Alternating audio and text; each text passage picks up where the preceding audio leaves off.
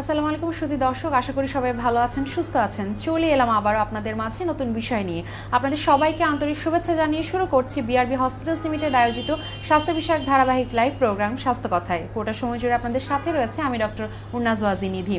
দর্শক, আসছে পবিত্র মাহে রমজান। এই রমজানে সবাই চাই সুস্থভাবে থাকতে, তাই স্বাভাবিকভাবেই কিছু প্রশ্ন আমাদের মনে চলে আসে। কি খাবো এই রমজানে, কিভাবে সুস্থ থাকবো, কিভাবে ভালো থাকতে পারি? যে দর্শক, এই সকল প্রশ্নের উত্তর জানবো আজ আমরা আমাদের আজকের অনুষ্ঠানে। কথা বলবো রমজানের সুস্থতায় স্বাস্থ্যকর খাদ্যাভ্যাস। আমার সাথে আছেন অত্যন্ত বিশেষ একজন অতিথি। স্টুডিওতে এই মুহূর্তে উপস্থিত আছেন বিশিষ্ট লিভার, পরিপাকতন্ত্র, অগ্নাশয় রোগ বিশেষজ্ঞ doctor Mizanur Rahman, senior consultant BRB hospitals limited. আসুন কথা বলি আমাদের আজকের বিশেষ অতিথির সাথে। আসসালামু আলাইকুম স্যার, আপনাকে স্বাগত জানাচ্ছি আমাদের আজকের অনুষ্ঠানে। কেমন আছেন আপনি? জি আলহামদুলিল্লাহ ভালো। জি দর্শক, আপনারা ইতিমধ্যে জানেন আমাদের অনুষ্ঠানটি আজকে সরাসরি সম্প্রচারিত হচ্ছে, তাই আপনারাও এই অনুষ্ঠানে অংশ নিতে পারেন। আপনাদের এই বিষয়ে যে কোনো প্রশ্ন আমাদের কাছে করতে পারবেন কমেন্টের মাধ্যমে। আমরা চেষ্টা করব বিশেষজ্ঞ ডক্টরের মাধ্যমে আপনাদের প্রশ্নগুলোর উত্তর দেওয়ার। চলুন শুরু করি আজকের আলোচনা। স্যার, আমরা কথা বলবো রমজানের সুস্থতায় স্বাস্থ্যকর খাদ্যাভ্যাস, এই বিষয়টা নিয়ে। শুরুতে আপনার কাছে আমার যে প্রশ্ন সেটা হচ্ছে, একজন সুস্থ স্বাভাবিক মানুষের এই রমজানে স্বাস্থ্যকর খাদ্যাভ্যাসটা কতটা জরুরি? আমরা আসলে তিনটা ভাবে ভাগ করতে পারি খুব সহজভাবে বোঝার জন্য। একটা হচ্ছে পানি জাতীয় খাবার, ফল জাতীয় খাবার এবং স্বাভাবিক যেই খাবার আমরা খেয়ে থাকি। পুরো রমজানে কেউ যদি শুধু এই সিম্পল তিনটা জিনিস ফলো করে, অর্থাৎ পানির ব্যাপারে আসি, যে সেহরি থেকে ইফতার পর্যন্ত মিনিমাম অন্তত 2 থেকে 2.5 লিটার পানি খাওয়া। সেই পানির মধ্যে পানি থাকতে পারে, ডাবের পানি থাকতে পারে, লেবুর শরবত থাকতে পারে হালকা গুড় দিয়ে। কেউ কেউ অনেক সময় রমজানে খুব কোষ্ঠকাঠিন্য প্রবলেমে ভুগেন, তাদের ক্ষেত্রে আমরা বলি যে ইসুপগুলোর ভুসি খাওয়ার জন্য হালকা একটু মধু দিতে পারেন, অথবা কিছুটা ফ্রেশ যদি উনি গুড় পান সেক্ষেত্রে ইসুপগুলোর ভুসির সাথে গুড়ের শরবত খেতে পারেন। যদি আমরা ফলের মধ্যে আসি, সব ধরনের ফল হচ্ছে রমজানে নিরাপদ, সব ধরনের ফলই উনি খেতে পারবেন। তবে অনেক সময় ফলের জুসটা আমরা অ্যাভয়েড করতে বলি, কারণ একসাথে কনসেন্ট্রেটেড অনেক যদি ফলের জুস খেয়ে থাকেন সেক্ষেত্রে পেটে এক ধরনের ব্লটিং হয়, ডিসকমফোর্ট হয়, পেট ফাঁপা, পেট ভরা ভরা, ফোলা ফোলা, অস্বস্তি লাগা যদি বেশি পরিমাণে ফলের জুস খেয়ে থাকেন। সেক্ষেত্রে আমরা কাঁচা ফল খাওয়ার জন্য পরামর্শ দিয়ে থাকি। স্বাভাবিক খাবার বলতে আমি বোঝাতে চাচ্ছি আসলে মাছ, মাংস, মুরগি, ডিম। সবাইকেই আমরা বারবার বলি যে পুরো একটা রমজানে সারাদিন রোজা রাখার পরে যে কোনো তেল মশলা ভাজি ভুনা খাবার, যেমন পেঁয়াজু, আলুর চপ, ছোলা মুড়ি, বুট বেগুনি, এগুলো যতটুকু সম্ভব এড়িয়ে চলার জন্য। কারণ আসলে একটা মাস রমজান থাকলে আমাদের লিভার ফাস্টিং কন্ডিশনে থাকে। এই সময় শরীরের যত ধরনের ফাস্টিংয়ের কারণে এবং 1 বছর অনিয়ন্ত্রিত খাবারের কারণে আমাদের শরীরের ভিতরে কিছু ধরনের কেমিক্যাল সাবস্টেন্স তৈরি হয়। এই ফাস্টিংয়ের কারণে এই কেমিক্যাল সাবস্টেন্সগুলো লিভারগুলো স্ক্যাভেঞ্জার হিসেবে কাজ করে, অর্থাৎ ফিল্ট্রেশন করে, এবং অটোমেটিকলি আপনার লিভারটা এগুলো ফিল্ট্রেশন অর্গান বা ছাকন অর্গান হিসেবে কাজ করে। সেক্ষেত্রে এই ফাস্টিংয়ের ফলে লিভারটাও অনেক সুস্থ থাকে। আর আমাদের পাকস্থলীর যে সেলগুলো থাকে, অর্থাৎ স্টোমাকের যেই সেলগুলো থাকে, প্রত্যেক দিনই কিন্তু আমাদের কিছু কিছু সেল ঝরে যায়, অপ্রয়োজনীয় সেলগুলো ঝরে যায়, স্টুলের সাথে এগুলো বের হয়ে যায় এবং প্রয়োজনীয় সেলগুলো আমরা রিজেনারেশন হয়। তো ফাস্টিং কন্ডিশন থাকার কারণে এই সেলগুলো খুব বেশি ভালো থাকে। কাজে আপনি যদি সারাদিন রোজা রাখার পরে পেঁয়াজু, ছোলা মুড়ি, বুট বেগুনি বা ভারী খাবার খান, স্পেশালি পুরান ঢাকার মানুষরা যেমন খুব বেশি ভারী খাবার খান, ওনারা পোলাও, কোরমা, বিরিয়ানি শুরু করেন, সেক্ষেত্রে আসলে পুরো বডি সিস্টেমটাই নষ্ট হয়ে যায়। তো সেক্ষেত্রে আমাদের পরামর্শ হচ্ছে সুস্থ থাকার জন্য আসলে এই রমজানটা খুবই জরুরি, এবং সুস্থ খাদ্যাভ্যাস সহজভাবে আপনারা পানি, ফল এবং খাবার, মানে খাবারের ক্ষেত্রে আমরা বলি যে রুটি দিয়ে শুরু করতে পারেন, কেউ চাইলে ভাতও খেতে পারেন, মাছ, মাংস, মুরগি যে কোনো তরকারি খেতে পারেন, তবে সেটা একেবারেই পাতলা ঝোল করে রান্না, মশলা কম হবে। যেমন মাছ মুরগির তরকারিতে আমরা বলি স্বাভাবিকভাবে বাংলাদেশি মানুষরা আমরা একটু বেশি স্পাইসি ব্যবহার করি, সেক্ষেত্রে সবার প্রতি পরামর্শ হচ্ছে তরকারি ঝোলটা খাবেন না। মাছ, মাংস, মুরগিটা তুলে এক ধরনের 5 মিশালি সবজি করতে পারেন আপনারা ডাল দিয়ে। সাউথ ইন্ডিয়ান স্টাইলে যেমন ভেজিটেরিয়ান যারা, স্ট্রিক্ট ভেজিটেরিয়ান যারা, তারা তো আসলে নিরামিষভোজী, একদম ডাল দিয়ে একটা সবজি করেন মশলা কম দিয়ে। সেই সবজি দিয়ে আপনারা মাছ, মাংস, মুরগির তরকারি দিয়ে ভাত খেয়ে ফেলতে পারেন, অথবা লাল আটা রুটি খেতে পারেন।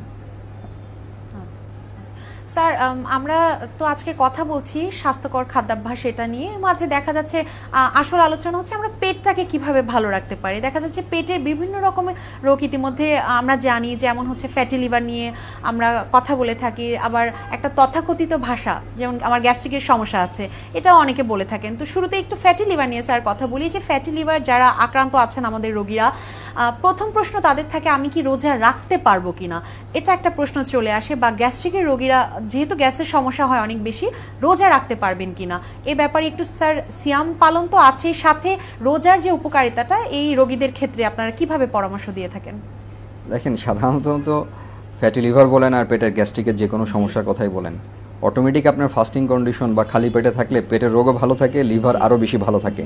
যে ফ্যাটি লিভারের রোগীরা তো আমরা অনেক ধরনের ওনাদেরকে খাবার রেস্ট্রিকশন দিই, তো স্বাভাবিকভাবেই তো রোজাতে তো ওনারা আরও বেশি ভালো থাকবেন। তবে খাদ্যাভ্যাসটা যেটা আমি প্রথমেই বলেছি একটু পরিবর্তন করতে হবে। ওনারা পানি ফল দিয়ে ইফতার করেই সবচেয়ে বেস্ট হচ্ছে যে লাল আটা রুটি খেয়ে মানে খাবেন ওনারা, সাথে মাছ মাংস মুরগির তরকারি খেতে পারবেন, এতে কোনো সমস্যা নেই। কিন্তু দয়া করে যাতে পোলাও কোরমা বিরিয়ানি বা অনেকক্ষণ না খাওয়ার পরে পেঁয়াজু ছোলা মুড়ি এই ধরনের খাদ্যাভ্যাস যাতে অবশ্যই পরিহার করেন। আর রমজানের সময় দেখা যায় যে আমাদের পেশেন্টরা দুই ধরনের রোগ নিয়ে আসেন সাধারণত আমাদের কাছে। একটা হচ্ছে পেটে তীব্র ব্যথা, আর একটা হচ্ছে পিত্তথলিতে পাথর। সারাদিন রোজা রাখার পরে ইফতারের সময় সাধারণত অনেকেই আপনার খুব ভারী খাবার খান, অনেকে দাওয়াত খান, পোলাও কোরমা বিরিয়ানি খান। তো গলব্লাডার যে স্টোন, পিত্তথলির যে পাথর, এটা কিন্তু সাধারণত যে কোনো একটা রিচ ফুড বা হেভি ফুড খাওয়ার 24 থেকে 48 ঘন্টার মধ্যেই অ্যাটাকটা হয়। কাজেই সারাদিন রোজা রাখার পরে যারা পোলাও কোরমা বিরিয়ানি খান অনেকেই আসলে পরের দিনই দেখা যায় আমাদের কাছে প্রচণ্ড তীব্র পেট ব্যথা নিয়ে আছেন। এবং এই আসার অন্যতম একটা কারণ হচ্ছে গল স্টোন। পিত্তথলিতে পাথরের অ্যাটাকটা সাধারণত যে কোনো একটা পোলাও কোরমা বিরিয়ানি খাওয়ার পরেই অ্যাটাকটা হয়। আর আরেক ধরনের রোগ যারা পেটে আলসার ঘা নিয়ে আসেন, দেখা যায় যে সারাদিন রোজা রাখার পরে উনি ভারী কিছু খেলেন, পরের দিন সকালে প্রচণ্ড তীব্র ব্যথা হয়। অনেকে আবার সেহরির সময়ও পোলাও কোরমা বিরিয়ানি খান, তো সেক্ষেত্রে দেখা যায় প্রচণ্ড তীব্র ব্যথা বা খুব অস্বস্তি, পেট ফোলা, পেটে প্রচুর গ্যাস হওয়া, এসব নিয়ে আমাদের কাছে আসেন। অনেক সময় দেখা যায় যে আলসার ঘা ছাড়াও পেটে প্রচণ্ড ব্যথা এবং খাদ্যাভ্যাস অনিয়ন্ত্রিত হওয়ার কারণেই কিন্তু রোগীরা আমাদের কাছে আসেন। এটা একটাই কারণ আসলে, সেটা হচ্ছে যে ফুড রিলেটেড ডিসপেপসিয়া আমরা বলি, বদহজমজনিত সমস্যা। সব ধরনের বদহজমে কিন্তু আসলে পেট ফাঁপা ভরা থাকে না। অনেক ধরনের বদহজমে শুধু ব্যথার তীব্রতা বেশি থাকে, দেখা যায় যে কোনো ধরনের পেট ফাঁপা থাকে না, ব্যথা হয়। আরেক ধরনের বদহজম যেটাকে আমরা পোস্টপ্রান্ডিয়াল ডিস্ট্রেস সিনড্রোম বলি, এখানে কোনো ধরনের ব্যথা হয় না, পেটে খাবার পরে পেটে খুব কষ্ট হয়, যেমন পেট ফুলে থাকা, অল্প একটু খেলেই পেট ভরে যাওয়া, সকালবেলায় খেলাম বিকাল পর্যন্ত দেখা যায় পেটটা ভরে থাকে, সাথে বমি বমি ভাব এবং কারো কারো বমিও হয়ে যায়। তো এই ধরনের প্রবলেমগুলো আসলে রিচ ফুড থেকেই হয়। কাজেই পেটের সুস্থতা, এবং আপনি যেটা বললেন যে ফ্যাটি লিভার থেকে ভালো থাকার উপায় হচ্ছে যত বেশি ফাস্টিং থাকা যায় ততই ভালো। ততটাই ভালো। তাহলে রমজানে শুধুমাত্র আসলে সিয়াম পালনের সাথে এটাও আসলে একটা আমরা উপকারিতা পাচ্ছি অবশ্যই আমাদের দর্শকদের উদ্দেশ্যে আমরা যেটা বলতে পারি। স্যার, এই যে ফ্যাটি লিভার বা লিভার সিরোসিস যে রোগগুলোর কথা আমরা বলছি, সেক্ষেত্রে দেখা যায় একটা কথা চলে আসে যে আমরা তো আসলে মাছে ভাতে বাঙালি, হ্যাঁ, ভাতটা দেখা যায় কোনোভাবেই পরিহার করতে পারছি না। আমরা লাল রুটি খেতে বলছি বা লাল আটা রুটি খেতে বলছি, কিন্তু না, রোগীরা এসে বলেন আমি ভাত খেতে পারবো কিনা। তো এইসব রোগীদের ক্ষেত্রে বিশেষ করে ফ্যাটি লিভার বা লিভার সিরোসিস বা ডিসিএলডি যেটা বলছি, ভাতের ব্যাপারে কোনো রেস্ট্রিকশন আছে কিনা বা আপনারা কি বলেন, কতটুকু ভাত খেতে পারবেন?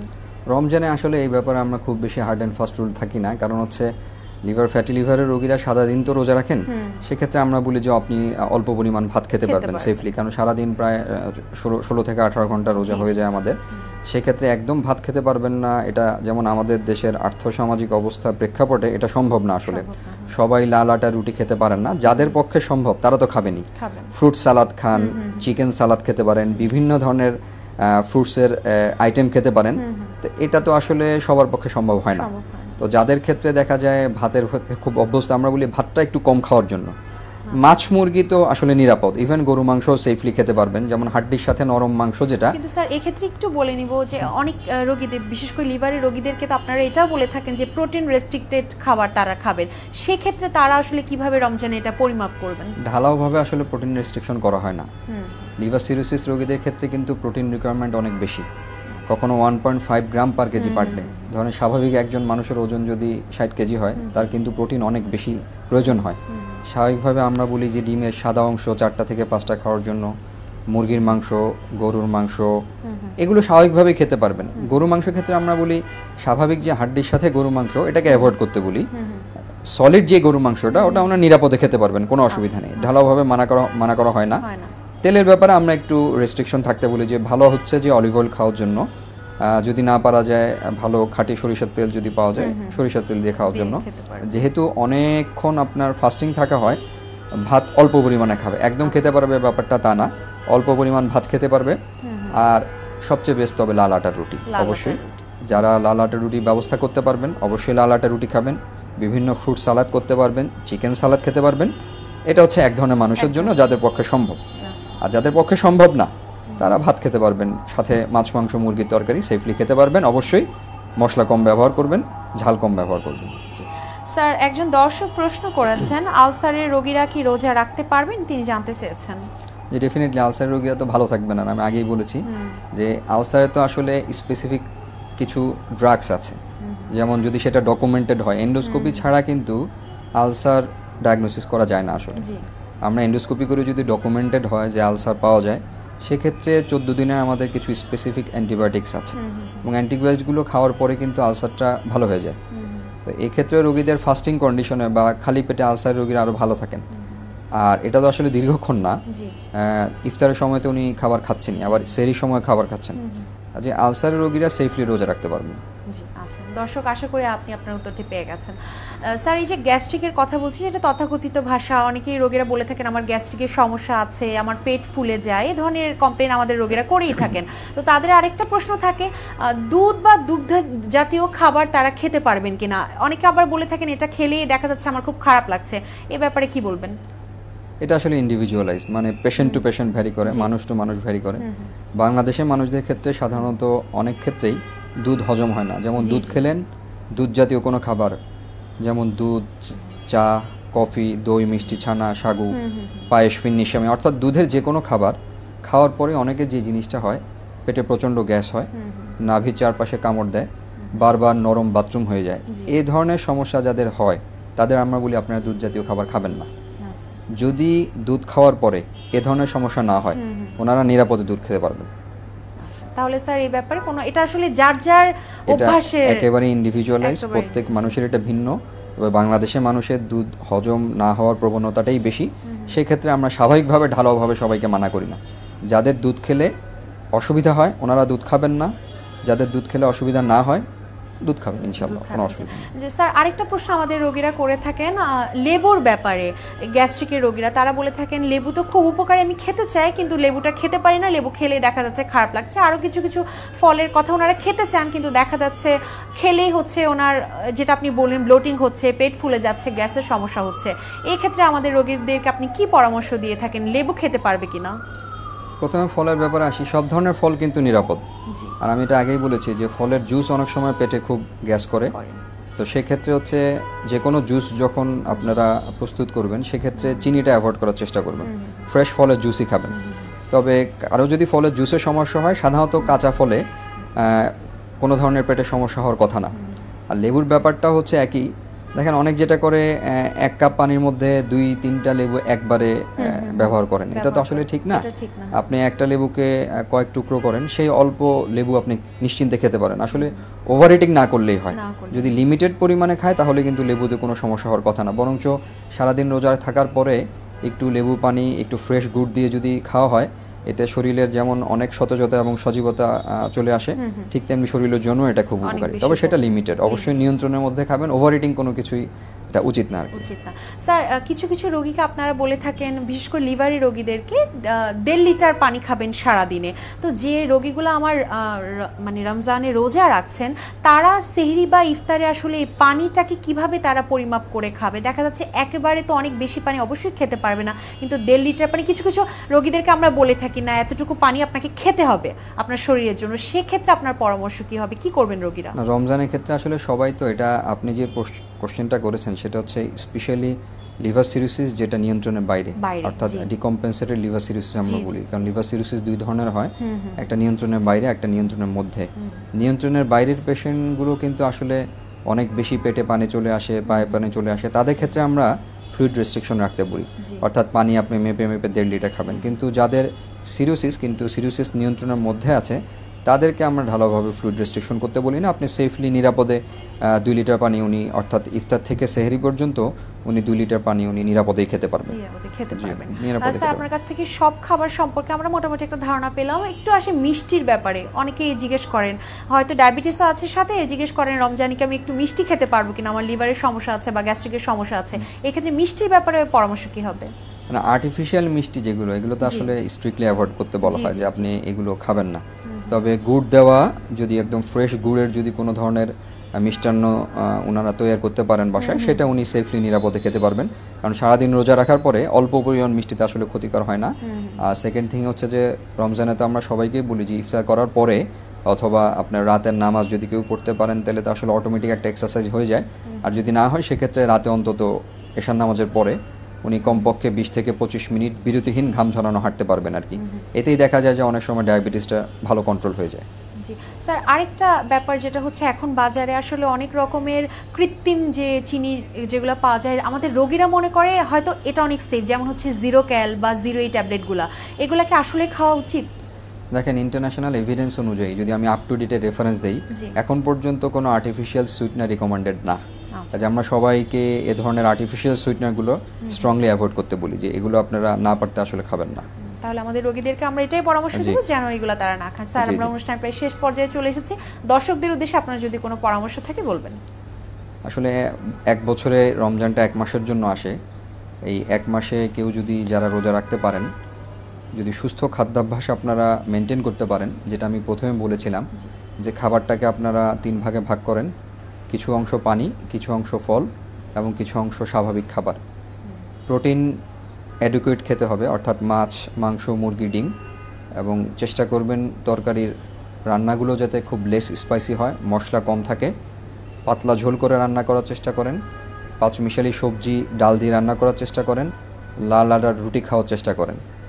সাহারি থেকে ইফতারি পর্যন্ত কমপক্ষে 2 থেকে 2.5 লিটার পানি খাওয়ার চেষ্টা করেন। অনেকে ইফতারির সময় একবারে অনেক পানি খেয়ে ফেলেন, এটা না করে ধীরে ধীরে আস্তে আস্তে মাগরিব থেকে একদম অর্থাৎ ইফতার থেকে সাহারি পর্যন্ত অল্প অল্প করে ফ্রিকোয়েন্টলি বারে বারে আপনি 2 থেকে 2.5 লিটার পানি খান। এতে আপনি ভালো থাকবেন, সুস্থ থাকবেন। আর ইফতারের সময় স্বাভাবিকভাবে ফলের পরিমাণটা একটু বাড়ান, এতে আলহামদুলিল্লাহ আপনারা অনেক সুস্থ থাকবেন। 1 বছরের পেটের ভিতরে যত ধরনের ময়লা আবর্জনা বা শরীরের ভিতরে যে টক্সিন সাবস্টেন্সগুলো তৈরি হয়, এই 1 মাস রোজা রাখার মাধ্যমে, সুস্থ খাদ্যাভ্যাসের মাধ্যমে আপনারা 1 বছরের টক্সিক সাবস্টেন্স থেকে ফ্রি থাকতে পারবেন। জি, ধন্যবাদ স্যার, আপনাকে অসংখ্য ধন্যবাদ, ভালো থাকবেন আপনি। দর্শক, আজ আমরা কথা বললাম রমজানের সুস্থতায় স্বাস্থ্যকর খাদ্যাভ্যাস, এই বিষয়টি নিয়ে আমার সাথে ছিলেন ডাক্তার মিজানুর রহমান। আশা করি আমাদের অনুষ্ঠানটি আপনাদের ভালো লেগেছে এবং এ থেকে আপনারা কিছুটা হলেও উপকৃত হয়েছেন। দেখা হবে আগামীতে, ততদিন পর্যন্ত সুস্থ থাকুন, ভালো থাকুন, আসসালামু আলাইকুম।